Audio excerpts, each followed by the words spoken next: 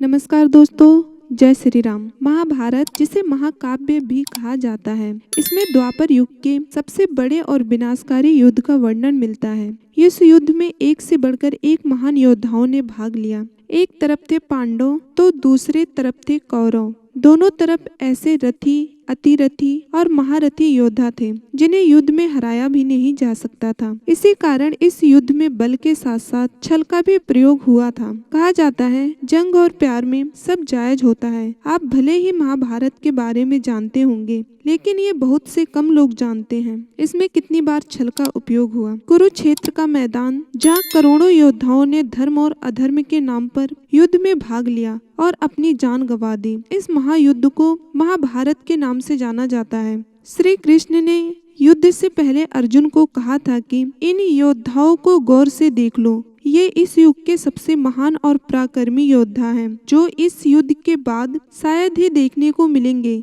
और आने वाले युगों में भी ऐसे योद्धा फिर जन्म भी नहीं लेंगे। भगवान श्री कृष्ण की इस बात से ही महाभारत के महायुद्ध का अंदाजा लगाया जा सकता है। आइए कहानी को स्टार्ट करते हैं। उससे पहले अगर आप हमारे चैनल पे नए हैं तो चैनल को सब्सक्राइब कर लें। आइए कहानी को विस्तार पूर्वक जानते हैं। इस महायुद्ध को हजारों साल बीत गए, लेकिन कहते हैं कि आज भी कुरुक्षेत्र की जमीन योद्धाओं के लहू को पीकर लाल है। धर्म और अधर्म के इस युद्ध में धर्म की जीत के लिए कई महायोद्धाओं को छल पूर्वक और कईयों को युद्ध के नियम के विरुद्ध जाकर मार डाला गया, क्योंकि युद्ध का एक ही नियम होता है, जीत, और इसके लिए सारे नियम और लोकाचार भुला दिए जाते हैं। सबसे पहले नंबर के जो महारथी है वो है भीष्म। कहा जाता है महाभारत के महायुद्ध में सबसे बुजुर्ग और सभी योद्धाओं में श्रेष्ठ भीष्म थे।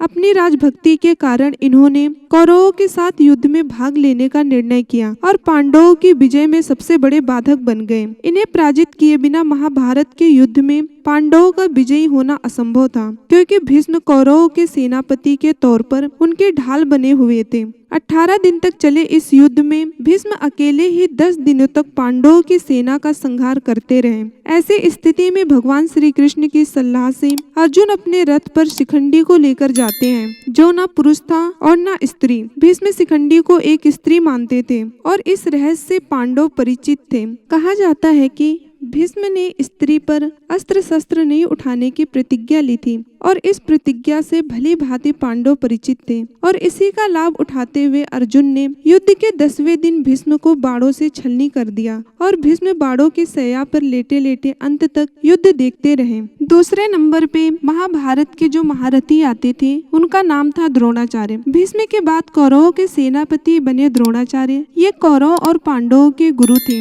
भीष्म के समान यह भी पांडवों के मार्ग में बड़े बाधक बने हुए थे। इन्हें भी युद्ध में पराजित कर पाना किसी के लिए असंभव था। माना जाता है कि द्रोणाचार्य को केवल उनका शौक ही मार सकता था। ऐसे में पांडवों ने द्रोणाचार्य के साथ एक छल किया। भीम ने अश्वत्थामा नाम के हाथी को मार दिया और द्रोणाचार्य के पास जाकर कहने लगे कि मैंने अश्वत्थामा का वध कर दिया। अश्वत्थामा द्रोणाचार्य के पुत्र का भी नाम था। द्रोणाचार्य को भीम की बात पर भरोसा नहीं था, इसलिए उन्होंने धर्मराज युधिष्ठिर से पूछना उचित समझा, क्योंकि उनको पता था कि युधिष्ठिर धर्मराज हैं और वो कभी झूठ नहीं बोलते। उन्होंने युधिष्ठिर से पूछा, हे धर्मराज, क्या अश्वत्थामा मारा गया? इस पर युधिष्ठिर ने कहा, हाँ, अश्वत्थामा मारा गया है, लेकिन यह नर भी हो सकता है और हाथी भी। जब युधिष्ठिर यह कह रहे थे, उस समय भगवान श्री कृष्ण ने शंखनाद कर दिया, जिससे द्रोणाचार्य बात को सही से नहीं सुन पाए और शोकाकुल होकर अपने अस्त्र शस्त्र रख दिए। मौके का फायदा उठाकर द्रौपदी के भाई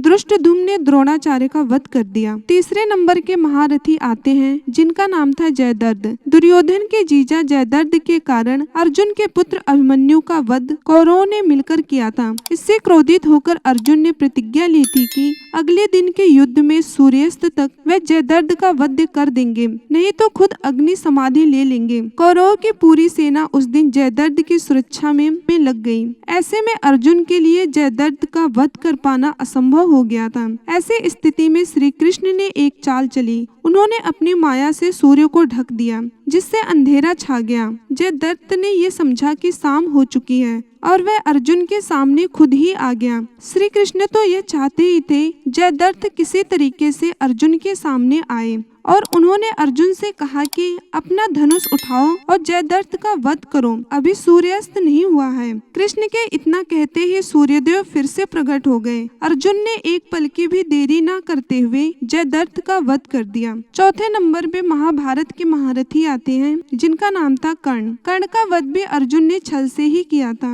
युद्ध के बीच एक श्राप के कारण कर्ण के रथ का पहिया भूमि में धंस जाता है और उस समय निहत्थे कर्ण पर अर्जुन ने दिव्यास्त्र चला दिया और कर्ण वीरगति को प्राप्त हुए। महाभारत के युद्ध का अंतिम महायोद्धा जिसका वध छल पूर्वक भी हुआ था वह है दुर्योधन, जिसे महाभारत का खलनायक भी माना जाता है। दुर्योधन और भीम के बीच में गदा युद्ध हुआ। इस युद्ध में गदा का प्रहार कमर से ऊपर करने का नियम था, लेकिन भीम ने कृष्ण के संकेत पर दुर्योधन के कमर पर वार करना शुरू कर दिया, क्योंकि दुर्योधन के शरीर का ऊपरी भाग गंधारी ने ब्रज का बना दिया था। इस तरह छल पूर्वक दुर्योधन का भी अंत कर दिया गया। हमारे द्वारा बताई गई कहानी आपको कैसी लगी कमेंट करके बताना ना भूलें। साथ ही अगर चैनल पे नए हैं तो चैनल को सब्सक्राइब कर लें। जय श्री राम।